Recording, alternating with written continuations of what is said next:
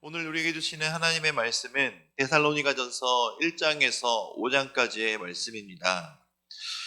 데살로니가 교회는 바울이 2차 선교 여행을 할 당시 마게도냐에서 빌립보 교회에 이어 두 번째로 개척한 교회입니다. 데살로니가는 동쪽과 서쪽을 이어주는 교통과 상업의 중심지였고 당시 인구가 20만 명에 육박할 정도로 마게도냐 지방에서 제일 큰 도시이자 행정 수도였습니다. 이러한 이유로 데살로니가는 선교 전략상 매우 중요한 도시였습니다. 빌립보에서 복음 사역을 한 이후 바울은 데살로니가로 옮겨와 전도 활동을 시작하였으며 다수의 이방인 무리가 사도 바울이 전하는 예수 그리스도의 십자가의 복음을 듣고 회심하게 되었습니다. 그러나 바울의 데살로니가 사역은 몇 개월 가지 못하였습니다. 바울의 복음에 대해 적대적인 데살로니가의 유대인들의 극심한 박해가 있었기 때문이었습니다. 이들의 박해로 더 이상 데살로니가에 머물 수 없게 된 바울은 그곳에서 가까운 베레아로 피신하였지만 이곳까지 쫓아와 바울을 적대하자 바울은 다시 아덴으로 피할 수밖에 없었습니다. 데살로니가 교회가 생긴 지 얼마 안 되었기 때문에 바울은 그 교회가 무척 염려되어 몇 번이나 데살로니가 교회에 방문하고자 하였지만 이곳의 재방문은 번번이 막히게 되었습니다. 결국 바울은 아덴에서 디모데를 데살로니가로 파송하게 됩니다. 그리고 바울은 고린도에 가서 복음을 전하던 중에 디모데가 바울에게 돌아와 데살로니가 교회의 소식을 알려주게 됩니다. 바로 이 데살로니가 전서는 바울이 고린도에서 디모데로부터 데살로니가 교회의 소식을 듣고 난 뒤에 기록한 서신입니다.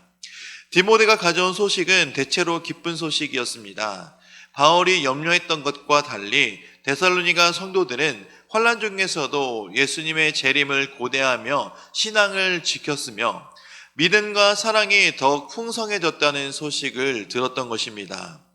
디모데로부터 이러한 소식을 들은 사도 바울은 큰 위로와 위안을 받았고 이 서신을 통해 데살로니가 성도들의 믿음으로 그로 인한 감사와 그들의 믿음에 대한 진정한 칭찬과 격려와 인사를 보내고 있는 것입니다. 그러나 한편으로 데살로니가 교회에는 몇 가지 문제가 있었습니다. 주님의 재림 시 성도의 부활에 관한 문제였는데 이들이 주님이 다시 오실 것이라는 재림에 대한 믿음을 소유하고는 있었지만 이미 죽은 자들이 과연 부활할 것인지에 대한 문제로 혼란을 겪고 있기도 하였었습니다. 이에 대한 정확한 교훈을 바울이 제시하고 다시 가르치고 있으며 실제 삶에서 늘 깨어 근신하고 성결한 삶을 살아야 하는 차원으로까지 교훈의 영역을 확대하고 있습니다.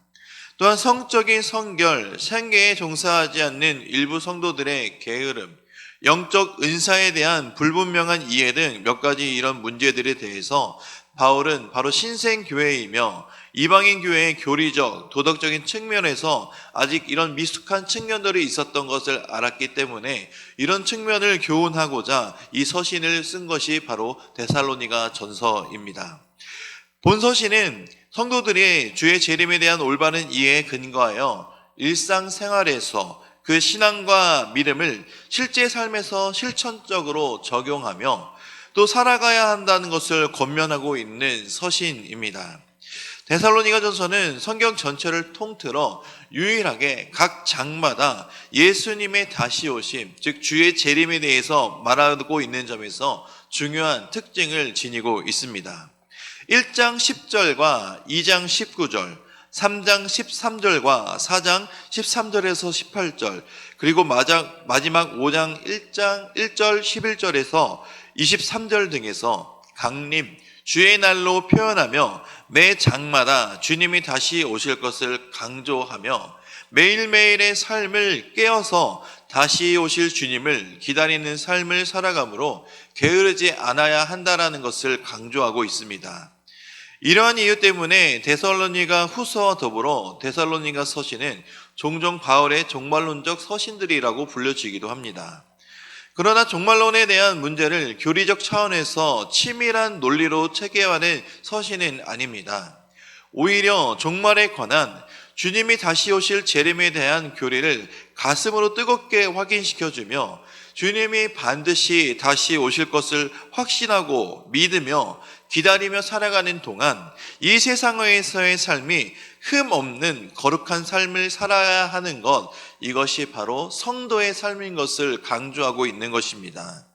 그래서 이 서신을 읽는 성도들은 열린 마음으로 읽어야 하며 종말에 대한 교리적 이해의 차원, 즉 머리로만 아는 것으로 끝나는 것이 아니라 주님이 다시 오기까지 이 땅에서 살아가는 동안 재림 신앙을 가지고 살아가야 하는 실제적인 교훈과 권면으로 이 서신서를 읽어야 한다는 것입니다.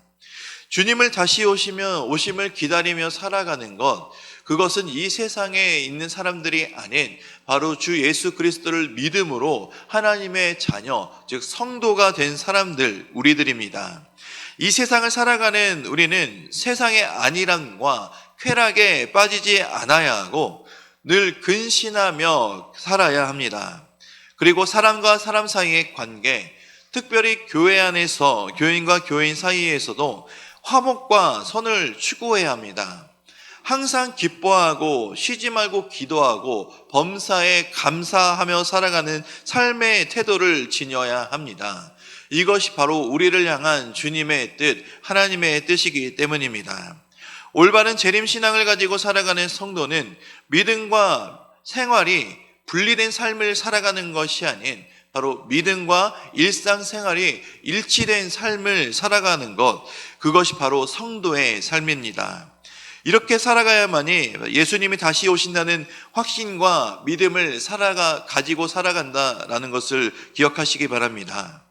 주님이 다시 오신다는 것을 기다리며 세상에서 아무것도 안 하고 살아가는 무의도식의 삶을 사는 것이 아니라 주님께서 주신 일상을 늘 기쁘고 감사하고 충실되게 살아가는 것입니다.